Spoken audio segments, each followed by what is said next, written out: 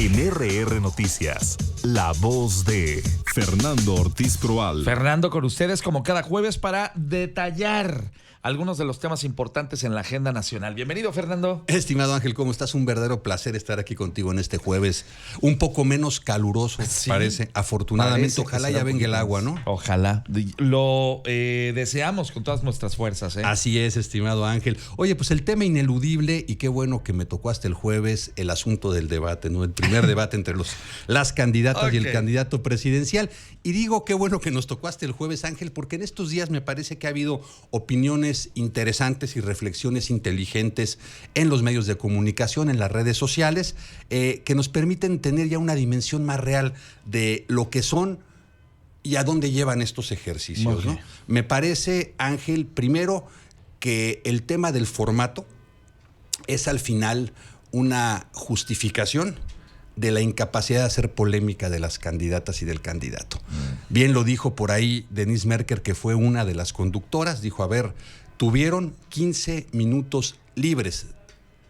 Al final de administración complicada, ¿no? Porque tenías que guardar para contestar y demás. Pero al final son 15 minutos. Y luego darle la vuelta y luego otra vez. Pero al final de cuentas, pues claro, eran momentos en los que tú podías argumentar. Si querías, podías argumentar muy bien. Así es, un polemista, bueno, hubiera aprovechado esos momentos, ¿no? Tanto la que estaba atacando como aquella que se estaba defendiendo, o el que no tenía nada que perder, que era Jorge Álvarez Maínez, que al final me parece que fue el que más ganó, no que ganó el debate, pero fue el que más ganó en su proyecto, porque él venía de haber sido frivolizado con estos videos en el estadio con el gobernador de Nuevo León echando chelas y que de alguna manera lo frivolizó.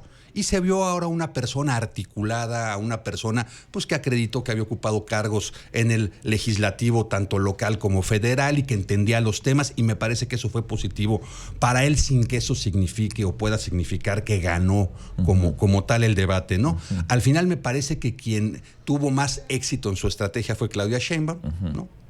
Xóchitl Gálvez como el caballo que viene atrás tenía que haber apretado, tenía que haber lucido más y no fue así.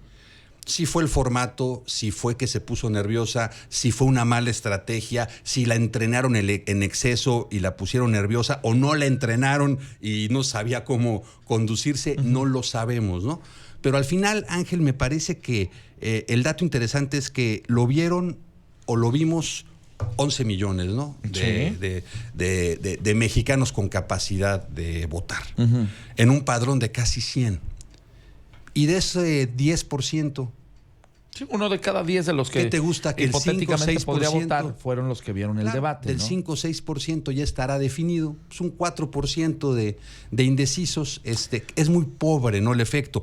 Lo más importante parece ser el post-debate, ¿no? Todo lo que se dice en estos días, ¿no? O sea, lo importante ha sido lunes, martes, miércoles, quizá todavía hoy jueves y esta semana, ¿no? Eso es lo determinante, ¿no? Y obviamente ha habido temas curiosos, ¿no? Articulistas que han sido sumamente críticos de la actual administración, criticaron la estrategia y el papel de Xóchitl Gálvez en el debate, y bueno, se le fueron encima los que antes los aplaudían y retuiteaban y reenviaban los paladines del periodismo, ahora ya son vendidos comieron, y todo, ¿no? Claro. Y al final lo que vemos, Ángel, es esta triste y encarnizada polarización en la que lo que está prevaleciendo es denostar al contrincante, exhibirlo, sus errores si es que los hay, sus abusos si es que los ha cometido, sus mentiras si es que las ha dicho, en lugar de privilegiar o de darle cuando menos un espacio elemental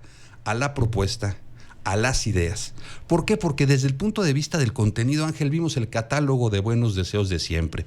Becas para todos, salud para todos, cero corrupción, transparencia al 100, derechos humanos, progresivos, las mujeres más tal, los niños, etcétera, etcétera. Sí, o sea, nos dijeron los qués, pero no nos dijeron los cómo, ni los con cuántos, ¿no? Claro, en esa parte no hay nada nuevo, ¿no? Sería interesante preguntarles, por ejemplo, a las candidatos, ¿qué opinan de el régimen del sistema político mexicano como está estructurado bajo un presidencialismo, ¿cierto? ¿no valdría la pena empezar a transitar a un semiparlamentarismo o hacia un parlamentarismo? Y un esquema de pesos y contrapesos, Claro, ¿no? porque el hecho de que el Congreso esté tan desprestigiado por el nivel del debate, ¿no? Y lo estábamos viendo, lo dabas cuenta hace un rato, entre Lili Téllez y Mónica Fernández, que una pero le mal dice de un lado y traidora. mal del otro. Exacto, también. mal O sea, para todos lados y politizando y electorizando para los dos lados. y te digo, ¿con qué frivolidad puedes decir que fulano de tal o mengana de tal son traidores a la patria?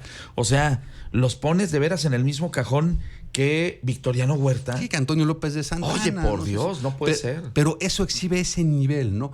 Pero el hecho de que hoy ese es el nivel parlamentario en México no quiere decir que no pueda retomarse un parlamento, un Congreso de la Unión, unas cámaras federales que sean, y que si bien siga siendo el Congreso la arena del debate político por excelencia, que también opere y funcione, y que dentro de esa funcionalidad coadyuve o contribuya a la gobernabilidad. ¿Por qué, Ángel? Porque seguimos teniendo el sistema del cheque en blanco. Quien gane la elección el 2 de junio, sea por 20 puntos o sea por menos de un punto, como ya ha pasado, sí, se lleva un cheque en blanco para gobernar este país durante cierto, 6 años. Y entonces todos estos equilibrios que deberían existir con quienes piensan diferente, eso, y todo este sistema al que tú te refieres de pesos y contrapesos, pero sobre todo con los factores reales de poder, se detona y no existe. Y entonces la oposición lo único que va a buscar es desacreditar al gobierno en turno para que no repita, y el gobierno en turno desacreditar a la oposición para que no llegue. ¿Por qué? Porque no hay una corresponsabilidad de gobierno. En un régimen parlamentario, al final, quienes forman parte del gabinete tienen que ser cuando menos aprobados o incluso designados por el Parlamento, por el Congreso. Y entonces hay una corresponsabilidad de gobierno. Eso obviamente implica, para quien ejerce el cargo de titular del Ejecutivo, presidenta o presidente de la República, perder poder. Pero pierdes poder en aras de la corresponsabilidad de gobierno y de una funcionalidad administrativa que hoy no tenemos en México. De eso, por ejemplo, nadie habla, ¿no? Pueden llamarnos idealistas, pero sería fantástico que alguien tuviera visión de estadista y que dijera: reduzco mi coto de poder en función de establecer que ya decíamos, sistema de pesos y contrapesos, que a final de cuentas va a beneficiar a la República y que probablemente ayudará a que se tomen mejores decisiones que conduzcan a que tengamos un mejor país. Claro, si tenemos un sistema político tan conflictuado, tan orientado a la denostación, al pleito, ¿sí? ¿Qué está pasando? ¿Por qué no podemos construir algo diferente? Me parece que la alternancia que operó en el año 2000 fue sumamente importante.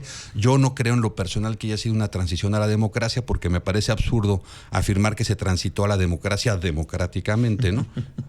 O sea, no lo creo, pero sí fue una alternancia sumamente significativa en la que muchos mexicanos, incluso quienes no votamos por Vicente Fox en aquel entonces, una vez que ganó le dimos el voto de confianza. Cierto. Y te acuerdas, hay unos números impresionantes increíbles, de popularidad de arranque, porque dijimos, bueno, esto es lo que quiso la mayoría, va para adelante, ¿no? Así ojalá es. Lo logre. Y lamentablemente, en un afán de querer conciliar o de aprender a jugar con las reglas del juego existente, poco se avanzó en el fondo.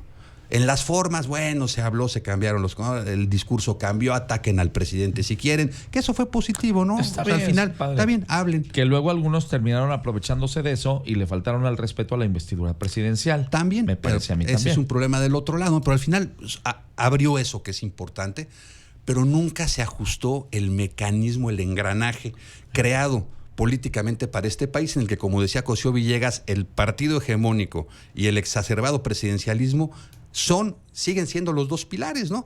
Y ahí vemos un exacerbado presidencialismo todas las mañanas. Ahí está. Y ahí vemos un plan C, que es necesitamos un Congreso hegemónico. O sea, seguimos con los mismos, le cambiamos el chasis al coche de la democracia mexicana, pero no ajustamos el motor. Entonces tenemos lo que parece ser un auto nuevo, pero que es exactamente, para efectos de funcionalidad, el mismo que teníamos, Ángel. Bueno. Y de eso no se habla. Pues sí, tienes toda la razón. Es un asunto que a lo mejor habría que profundizar un poco más en él.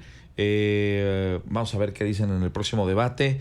Vamos a ver quiénes toman lecciones de lo vivido el pasado domingo y a quienes francamente les va a valer un auténtico sorbete. Pues sí, y parece que al final los debates van a ser poco determinantes para cambiar las preferencias existentes, ¿no? Esa es una gran conclusión, ¿no? Al final el formato lo aprobaron también los representantes de los partidos, de las coaliciones, en este caso en el Instituto Electoral. Sí. Entonces, bueno, pues nadie puede, como dicen en materia jurídica, nadie puede hacer valer sus errores a su favor, ¿no? Pues bueno, vamos a ver cómo avanzan las cosas y si, reitero, aprenden de los errores cometidos en los días anteriores. Por lo pronto, Fernando, siempre es un gustazo recibirte. El placer siempre es mi estimado Ángel, y te deseo a ti y a todo el equipo de RR, a los amigos del auditorio, un espléndido jueves. Él es Fernando Ortiz Proal con ustedes esta mañana. Son las 7:50. Regreso enseguida contigo.